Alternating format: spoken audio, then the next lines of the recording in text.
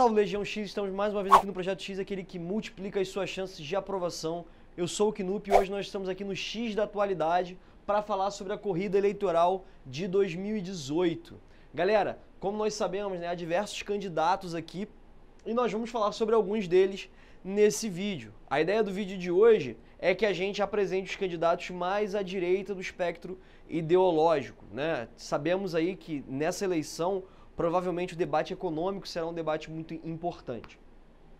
Pessoal, aqui ó, a gente vai falar primeiro, né, mais à direita, né, do nosso espectro, talvez o cara mais à direita de todos, né, que se coloca inclusive como um candidato de direita, o candidato Jair Bolsonaro do PSL, o Partido Social Liberal.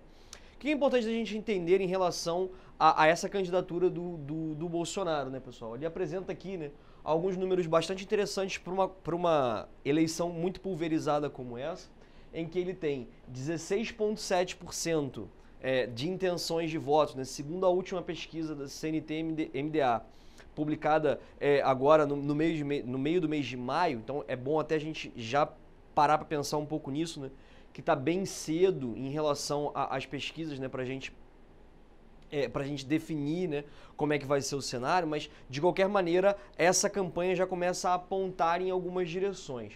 O que você vê? Ele está com 16,7% das intenções de voto no cenário 1. Qual é o cenário 1, galera?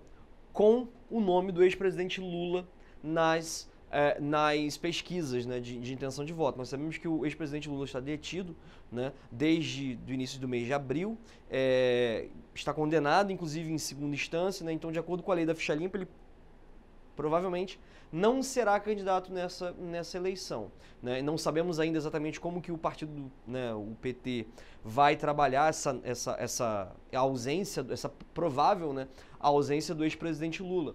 Fato é que o Bolsonaro tem 16,7%, aparece em segundo lugar nas pesquisas, e no cenário 2, sem o presidente Lula, ele aparece com 18,3% em primeiro lugar nas pesquisas de intenção de voto. É claro que há algumas distorções no sentido de que a candidatura do Bolsonaro não encontra, né, nesse cenário 2 o seu antagonista, digamos assim, natural, que seria o presidente Lula. Os nomes, né, do PT ainda são bastante fracos, né? Nas pesquisas a gente tem aí, normalmente fala-se na candidatura do ex-prefeito de São Paulo, Fernando Haddad, e aí ele patina aí na pesquisa com um pouco mais de 2%. Fato é que o PT, né, não tem veiculado um outro nome, né, com força, né, nesse cenário de pré-candidaturas, já que insiste na candidatura do ex-presidente Lula. Então, mas de qualquer maneira, isso aqui é um dado bastante interessante. Quais são alguns dos percalços aí, né, que a gente acredita que o Bolsonaro pode ter pela frente? A primeira coisa, galera, um altíssimo índice de rejeição, né? 52,8% dos entrevistados declararam que não votam no Jair Bolsonaro sob nenhuma hipótese. Isto não significa que, assim, que um candidato, num eventual segundo turno, vai ter 52% contra ele. Afinal de contas, boa parte das pessoas aqui podem votar nulo. E como nós sabemos, né, esses votos nulos não são contabilizados, né, como votos válidos. De qualquer forma, o primeiro desafio que ele tem para vencer é a sua alta rejeição. O segundo desafio que ele tem, enfim, para vencer, né, é a questão das minorias. Nós sabemos que o Jair Bolsonaro é um cara que de vez em quando dá algumas declarações, digamos, no mínimo, polêmicas, né? Então está sendo processado no STF, né? Há denúncias contra ele de apologia ao estupro por aquela situação com a deputada Maria do Rosário, do PT. E há também a declaração, enfim, né, em que ele teria ido a um quilombo e fez uma declaração infeliz.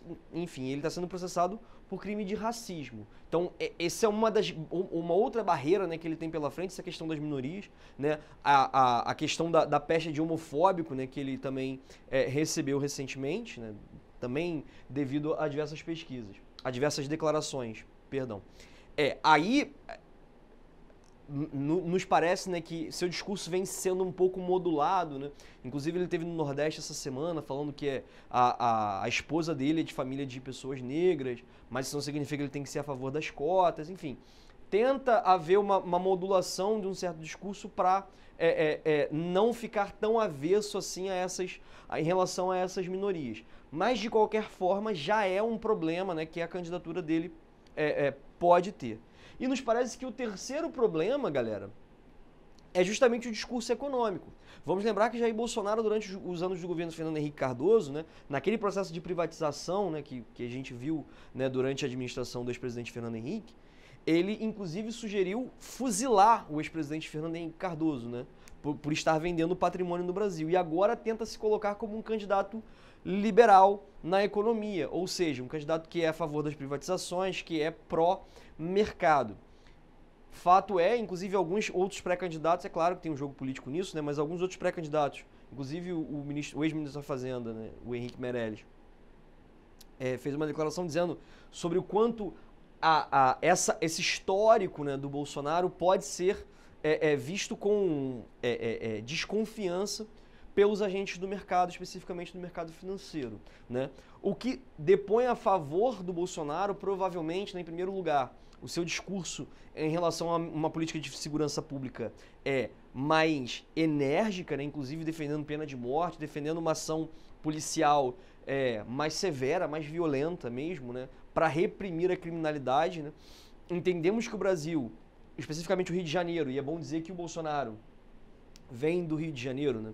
Nós estamos aqui, somos conterrâneos dele. Por defender esse discurso com um pouco mais de veemência, essa questão da segurança pública é uma pauta importante que ele vem travando, né? Essa questão de enxergar os direitos humanos como uma barreira para ter uma sociedade mais segura.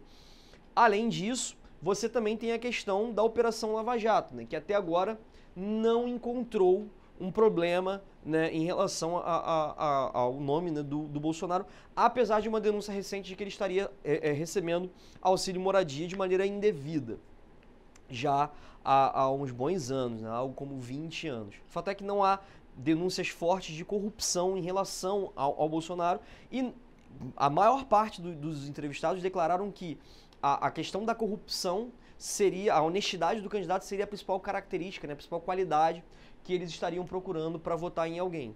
Sendo assim, a candidatura, né, o nome do Bolsonaro acaba ganhando bastante força em relação a isso, apesar daqueles problemas. Inclusive, quando ele se filiou ao PSL, né, para justamente dar essa cara, né, de liberalismo para sua candidatura, um grupo de liberais, né, o Livres, que, enfim, participava do PSL, se retirou, né, do partido, dado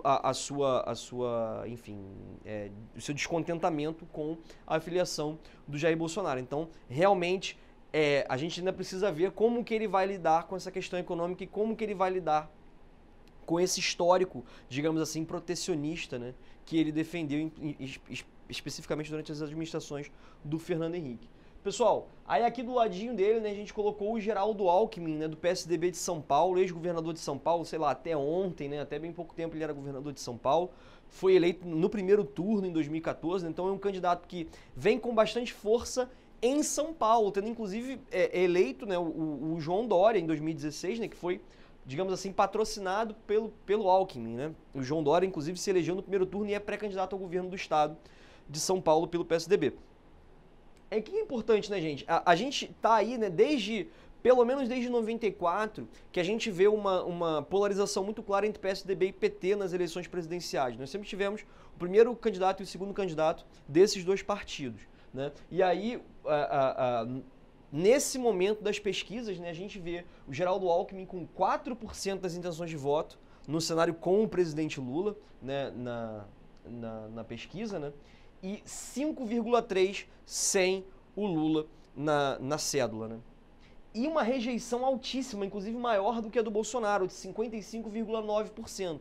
Vale lembrar que há denúncias contra a administração do Geraldo Alckmin, tanto na Operação Lava Jato, que agora foram transferidas para a Justiça Eleitoral, por se tratar, de acordo com a Justiça, apenas de caixa 2, como se fosse pouco. E também há outras denúncias, né, especificamente referidas à questão do metrô de São Paulo, né, de que haveria corrupção no metrô de São Paulo. O que é interessante em relação à candidatura do Alckmin, né, galera? Ele entende, primeiro, ele precisa fechar uma série de problemas, né? Então, por exemplo, o vice, que agora é governador de São Paulo, Márcio França, do PSB, o Partido Socialista Brasileiro, ele quer o apoio do PSB, a gente vai falar sobre a participação do PSB, né, no nosso próximo vídeo, que você vai assistir aqui com a gente, a parte 2, em que a gente vai falar sobre as candidaturas mais à esquerda, já que o PSB vem flertando aí com a candidatura do ex-governador Ciro Gomes, do PDT. Mas ele precisa resolver primeiro isso, né? Porque ele pode ter um cara que foi vice dele apoiando um outro candidato à presidência da República, né? Então ele tenta atrair o apoio do PSB ao mesmo tempo em que ele tenta atrair o apoio de outros candidatos assim chamado centro político. E é que eu não tenho um esquerdômetro, um direitômetro aqui para dizer quem é de esquerda e quem é de direita. A gente está tentando usar as nomenclaturas que os próprios candidatos vêm utilizando para falar sobre si próprios, né? O próprio Geraldo Alckmin se coloca como um candidato de centro. Algumas pessoas vão colocá-lo como mais centro-direita. De qualquer maneira, a gente percebe aqui que ele tenta atrair esses partidos, né? Como, por exemplo, o PP, o Solidariedade, o PRB, enfim, em alguns outros partidos, para dar mais musculatura à sua candidatura, já que, e principalmente com tempo de televisão, né? Já que o grande forte do Geraldo Alckmin, né, e do PSDB de maneira geral, que seria São Paulo, já que ele era governador de São Paulo, né, e o sul do Brasil. O problema número 1 que ele vem enfrentando é boa parte dos eleitores conservadores, que normalmente vinham votando, né, com o PSDB, mais recentemente tem declarado apoio à candidatura de Jair Bolsonaro, por se tratar de uma candidatura que se identifica mais com as crenças dessa galera, né, ideológicas mesmo. Então, o Geraldo Alckmin perde muito, tanto é que agora o Geraldo Alckmin, porque eles estiveram num evento, né, com ruralistas, e ele declarou que estava estudando armar o povo do campo mesmo para ir contra, para combater, né, a ação do MST. E vale lembrar que, historicamente, o próprio Geraldo Alckmin é um defensor do Estatuto do Desarmamento, aprovado no primeiro governo Lula, né? Então você tem aqui uma tentativa de trazer de volta esses eleitores que descambaram para a candidatura de Jair Bolsonaro. Um outro problema que o Geraldo Alckmin vem tendo, galera, é a candidatura do senador Álvaro Dias pelo Podemos. É uma candidatura que realmente parece que não vai ser retirada, ele vem aparecendo bem nas pesquisas em relação ao Geraldo Alckmin, né? O Geraldo Alckmin, com todo o conhecimento que ele tem no país, já inclusive foi candidato à presidência da República em 2006, né? Perdeu para o ex-presidente Lula, que naquela data tentava a reeleição, né? Então ele perdeu no segundo turno para o Lula. O Álvaro Dias é senador pelo Paraná, né? Então, se a gente comparar os números aqui, ele não está tão distante assim do Geraldo Alckmin. E o que é interessante? Ele aparece, né? A pesquisa infelizmente não registrou o índice de rejeição do Álvaro Dias, mas aponta que ele tem 2,5% com o Lula e 3% sem a presença do Lula na pesquisa. Então, o Álvaro Dias também tende a roubar muitos eleitores do Geraldo Alckmin, principalmente no sul do país, por ser conhecido no sul do país, né? Já que é senador pelo Paraná. Então, essa equação aqui nos parece ser o principal problema, né, do Geraldo Alckmin, que pode vir a, digamos assim, endurecer um pouco o seu discurso para a direita, para, de repente, conseguir esses eleitores aqui do Bolsonaro, né? Que também, e o Geraldo Alckmin vem trazendo com muita clareza, né, o lance da calma e da experiência, né? Já que ele foi governador de estado, foi prefeito, né? Enfim, e o Jair Bolsonaro não tem qualquer experiência, né, dentro do executivo e tal, e isso pode ser uma das coisas que o Alckmin pode usar, principalmente em debate, para, enfim, tentar roubar os eleitores do Bolsonaro. Nós temos também, né, galera, a candidatura, digamos, quase folclórica, né, do Fernando Collor de Mello, né, pelo mesmo partido em que ele se candidatou em 89, agora com outro nome, né, era PRN, agora é o PTC.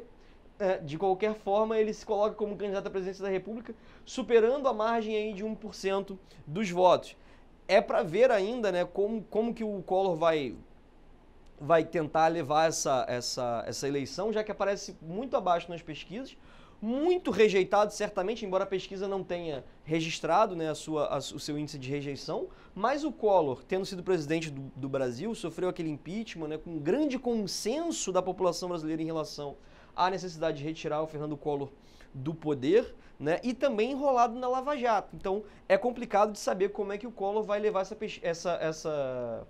essa campanha, principalmente num partido com pouquíssima estrutura, né? Que, aliás, também é um problema que a gente vê nas candidaturas do Bolsonaro e do Álvaro Dias. Você não tem partidos muito grandes, com grande capilaridade pelo país, né?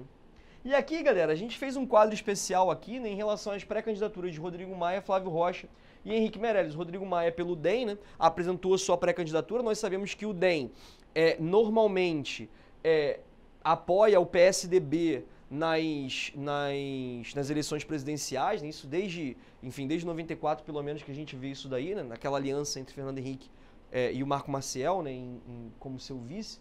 O Rodrigo Maia aparece muito mal nas pesquisas, apesar de ser um cara muito conhecido, porque é presidente da Câmara dos Deputados, né? Com uma rejeição muito alta. O Flávio Rocha, que se filiou ao PRB, né? Partido, inclusive, aqui do nosso prefeito do Rio de Janeiro, né, Marcelo Crivella, também aparece patinando nas pesquisas com 0,4%. Recentemente foi fechada uma aliança com esses partidos do assim chamado centro.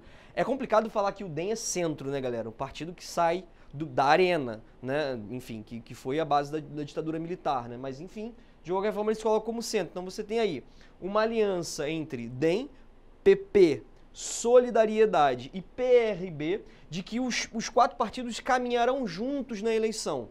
Ou seja, em algum momento, o consenso a que esses partidos chegaram foi: nós juntos somos mais fortes e conseguimos pressionar com mais efetividade o governo que entrar. A ideia é que a gente retire a nossa candidatura em prol daquela que estiver andando melhor.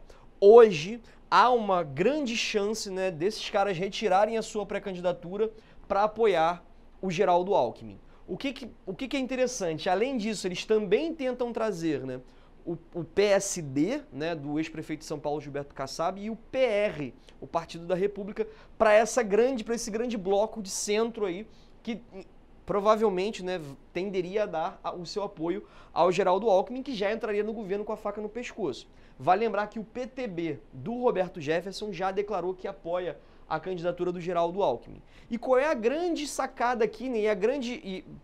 Nos parece ser a grande questão nesse momento, né? A participação do PMDB do atual presidente Michel Temer. Nessa última pesquisa, né, foi veiculado, né, e aí perguntaram, 87% dos eleitores declararam que não votam em Michel Temer sob nenhuma hipótese. Ou seja, ele tem a maior rejeição da história do país, né, de um presidente da República. Então, é provável que Michel Temer não tente não sei se seria reeleição, né, galera? Porque, enfim, temos aí um problema. De qualquer forma, Henrique Meirelles, recém-filiado ao PMDB, seria, então, um candidato a defender o governo Temer nas eleições. Isso, por um lado, é algo que o Geraldo Alckmin quer, já que nós sabemos que o PSDB de Geraldo Alckmin participou do governo Temer, que teve aí diversas medidas impopulares, né, reforma trabalhista, reforma da Previdência, que acabou não sendo votada por conta da intervenção aqui no Rio de Janeiro, na intervenção federal, mas você teve a venda dos campos de petróleo, enfim, diversas medidas aí bastante impopulares do governo Temer, que poderiam cair sobre as costas de Geraldo Alckmin, já que o partido dele participou e votou junto com o governo nessas medidas. A ideia é que, se houver uma candidatura do Henrique Meirelles, que Henrique Meirelles, vai precisar defender o governo do qual ele foi ministro, né? E ministro da Fazenda, inclusive, né? O cara que tinha ali a responsabilidade em cima sobre a economia do país, né? Então, ou algumas alas do PSDB gostariam de ter Henrique Meirelles e o PMDB, né, junto com o PSDB, porque aí você tem um aumento do tempo de televisão e também porque nós sabemos que o PMDB, né, é um partido que tem muitos prefeitos, é o partido que tem mais prefeitos, né, então tem uma grande capilaridade e aí o Geraldo Alckmin conseguiria captar mais esses eleitores, né, com a ajuda do PMDB. Não sabemos ainda qual é a interpretação que vai prevalecer, né? Há reticências também no PMDB de apoiar, né? E há outros diretórios que preferem fazer alianças regionais, então é possível até mesmo que o PMDB libere os seus diretórios estaduais e não apoie ninguém formalmente na eleição presidencial. Galera, isso aqui é um primeiro desenho, né? Vamos saber aí como que essa eleição vai correr, ainda está bastante cedo, até outubro tem bastante tempo.